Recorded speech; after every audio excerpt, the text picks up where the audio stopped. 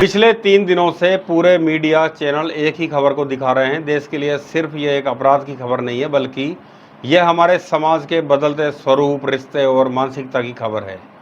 भारत का हर एक नागरिक इस खबर पर चर्चा कर रहा है। हालांकि इस तरह के अपराध हमारे समाज में अब तक घटित होते आए हैं, जिसमें पत्नी अपने प्रेमी के साथ मिलकर पति की हत्या कर देती है और करवा देती है।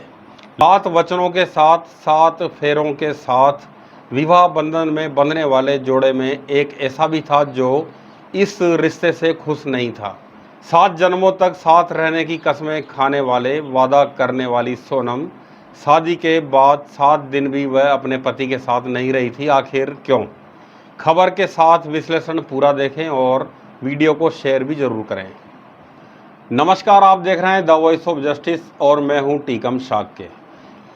सोनम रघुवंशी और राजा रघुवंशी हत्याकांड की खबर ने निश्चित रूप से समाज में कई सवाल खड़े किए हैं। यह मामला केवल एक अपराध की घटना नहीं है, बल्कि यह हमारे समाज की बदलती मानसिकता, रिश्तों की जटिलताओं और व्यक्तिगत इच्छाओं के टकराव को दर्शाता है। इस मामले में केंद्र में सोनम रघुवंशी है, जिन्होंने अपने पति राजा रघुवंशी की हत्या की साजिश रची, वह भी शादी के महज 12 दिन बाद हनीमून के दौरान। आखिर ऐसा क्या हुआ था? रिपोर्ट्स के अनुसार सोनम रघुवंशी और राजा रघुवंशी की शादी 11 मई 2025 को इंदौर में हुई थी। शादी के कुछ ही दिन बाद सोनम ने हनीमून के लिए मेघालय जाने का प्रस्ताव रखा। 21 मई को दोनों शिलांग पहुंचे। 23 मई को मेघालय के सोहरार में राजा की हत्या कर दी गई। पुलिस जांच में पता चला है कि सोनम ने अपने कथित प्रेमी राज कुशवाहा और अन्य 4 आरोपियों के साथ मिलकर इस हत्या की योजना बनाई थी। हत्या को लूटपाट का रूप देने की कोशिश की गई, लेकिन पुलिस ने इसे ऑपरेशन हनीमून नाम देकर सुलझा लिया। सोनम ने 9 जून 2025 को गाजीपुर, उत्तर प्रदेश में सरेंडर कर दिया। आज सोनम और उसके 4 साथियों को अदालत में पेश किया जाएगा और हत्या के सीन का पुलिस द्वारा रिक्रिएशन भी किया जाएगा। सवाल यह है कि सोनम ने ऐसा क्यों किया? यदि लड़का पसंद नहीं था तो मना कर देती। सोनम के इस कदम के पीछे कई कारण सामने आए हैं जो इस मामले की जटिलता को दर्शाते हैं, जैसे कि प्रेम प्रसंग और सामाजिक दबाव। मीडिया रिपोर्ट्स और पुलिस जांच के अनुसार सोनम का राज कुशवाहा के साथ प्रेम संबंध था। कुछ स्रोतों का दावा है कि सोनम के परिवार और समाज के दबाव के कारण उसे राजा से शादी करनी पड़ी, जबकि वह राज कुशवाहा से शादी करना चाहती थी। यह दबाव संभवतः उसके लिए इतना भारी था कि उसने अपने पति को रास्ते से हटाने का रास्ता चुना। योजना और साजिश पर यदि हम बात करें तो सोनम ने कथित तौर पर 20 लाख रुपए की सुपारी देकर हत्यारों को मेघालय बुलाया। हत्या की योजना को इस तरह रचा गया कि यह लूटपाट का मामला लगे। हत्यारों ने राजा को खाई में धक्का देने और कुल्हाड़ी व खुकरी जैसे हथियारों से हमला करने की योजना बनाई थी। सोनम ने हत्या के ठीक पहले हिट का इशारा भी किया था।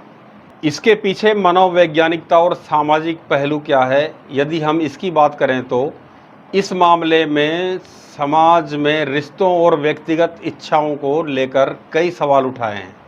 मनोचिकित्सकों के अनुसार ऐसे मामलों में अक्सर व्यक्ति सामाजिक दबाव, व्यक्तिगत असंतुष्टि और भावनात्मक उलझनों के कारण चरण कदम उठा लेता है। सोनम का यह कदम संभवतः उसकी नाखुशी, प्रेमी के साथ भविष्य की चाह और पारिवारिक दबावों का परिणाम था, भले ही सोनम का परिवार इस दबाव के लिए मना करता रहे। असंतुष्टि की बात करें तो सोनम शादी की रस्मों के दौरान खुश नजर नहीं आ रही थी, मांग में सिंदूर भरने के दौरान भी नहीं। कुछ रिपोर्ट्स में कहा गया है कि सोनम ने शादी के बाद राजा के साथ 7 दिन भी नहीं बिताए। यह संकेत देता है कि वह इस रिश्ते से खुश नहीं थी। शादी के तुरंत बाद हनीमून की योजना और हत्या की साजिश इस बात की ओर इशारा करती है कि इसका इरादा शुरू से ही इस रिश्ते को खत्म करने का था। समाज पर प्रभाव और सवाल। यह मामला समाज में कई गंभीर सवाल उठाता है। वैवाहिक रिश्तों की मजबूती, क्या विवाह जैसा पवित्र बंधन अब केवल सामाजिक दबाव का परिणाम बनकर रह गया है? महिलाओं की स्वतंत्रता और दबाव। क्या सोनम जैसी महिलाएं सामाजिक और पारिवारिक दबावों के कारण अपनी इच्छाओं को दबाने के लिए मजबूर होती हैं, जो बाद में ऐसी त्रासदियों का कारण बनती हैं? नैतिकता और अपराध। क्या व्यक्तिगत इच्छाओं को पूरा करने के लिए अपराध को उचित ठहराया जा सकता है? सोनम रघुवंशी ने अपने पति राजा की हत्या की साजिश इसलिए रची क्योंकि वह विवाह से खुश नहीं थी और अपने प्रेमी राज कुशवाहा के साथ भविष्य देखना चाहती थी। सामाजिक दबाव, व्यक्तिगत इच्छाएं और प्रेम त्रिकोण ने इस हत्याकांड को जन्म दिया। यह मामला हमें यह सोचने पर मजबूर करता है कि रिश्तों में पारदर्शिता, संवाद और व्यक्तिगत स्वतंत्रता कितनी महत्वपूर्ण है। समाधान की यदि हम बात करें तो देश में बदलते घरेलू हत्याकांडों और वैवाहिक विघटन की गंभीरता को देखते हुए भारत सरकार विवाह पूर्ण काउंसलिंग को सभी विवाहों के लिए एक कानूनी अनिवार्यता बनाए, क्योंकि आज के ज़माने में युवा भी अपने परिवार में या माँ बाप से अपने मन की बात कहने में डर महसूस करते हैं और शर्म भी महसूस करते हैं। इसकी पृष्ठभूमि और औचित्य क्या है, इस संदर्भ में हम बात करें तो भारत में आजकल पारिवारिक इकाइयों, विशेषतः पति पत्नी के बीच अपराधों की घटनाओं में चिंताजनक वृद्धि देखी जा रही है। ये घटनाएं केवल आपराधिक नहीं बल्कि भावनात्मक, मानसिक और संवादहीनता की गहराई को दर्शाती हैं। विश्व स्वास्थ्य संगठन WHO की रिपोर्ट के अनुसार दुनिया भर में महिलाओं की हत्याओं में से 38% हत्याएं उनके जीवन साथी द्वारा की जाती हैं। जर्मनी, अमेरिका, सिंगापुर जैसे देशों में विवाहपूर्ण शिक्षा एवं परामर्श कार्यक्रम शुरू किए गए हैं, जिनके सकारात्मक परिणाम देखे गए हैं। National healthy marriage resource centre USA के सर्वे के अनुसार जिन जोड़ों ने विवाहपूर्ण काउंसलिंग ली उनमें वैवाहिक संतोष 30% अधिक पाया गया और उसमें हिंसा या तलाक की संभावना कम रही। अब भारत सरकार कुछ प्रावधानों के साथ कानून निर्माण पर विचार करे। विवाह पूर्व परामर्श अनिवार्य किया जाए। सभी विवाह पंजीकरण से पूर्व 2-3 सत्रों की प्रमाणिक काउंसलिंग का प्रमाण पत्र अनिवार्य किया जाए। सरकारी स्तर पर परामर्श केंद्र स्थापित हों, प्रत्येक जिले में यह सुविधा सुलभ हो और इसे स्वास्थ्य या पारिवारिक कल्याण इकाइयों से जोड़ा जाए। मानसिक पाठ्यक्रम लागू किया जाए जिसमें इन बिंदुओं को शामिल किया जाए, जैसे कि संघर्ष समाधान के उपाय, वित्तीय पारदर्शिता, लैंगिक संवेदनशीलता व साझी जिम्मेदारी। विशेष विवाह अधिनियम एवं अन्य व्यक्तिगत कानूनों में समावेशन हो जिसमें यह सभी धार्मिक एवं धर्मनिरपेक्ष विवाहों पर लागू हो सके।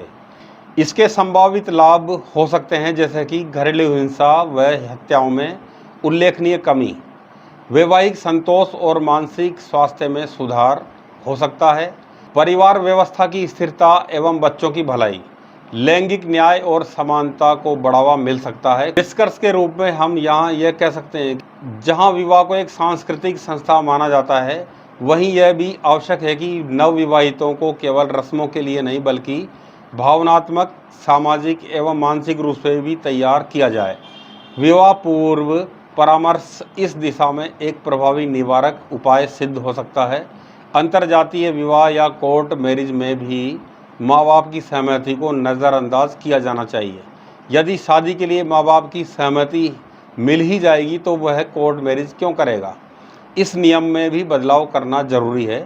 अब वह समय आ गया है कि माँ बाप या परिवार की मर्जी युवाओं पर नहीं चल सकती, खासकर विवाह के मामले में। हम सभी लोग इस विषय पर गंभीरता से विचार करें और आवश्यक विधायी एवं नीतिगत कदमों की पहल करें ताकि हमारे समाज में राजा रघुवंशी जैसा हाल किसी का नहीं हो। नमस्कार।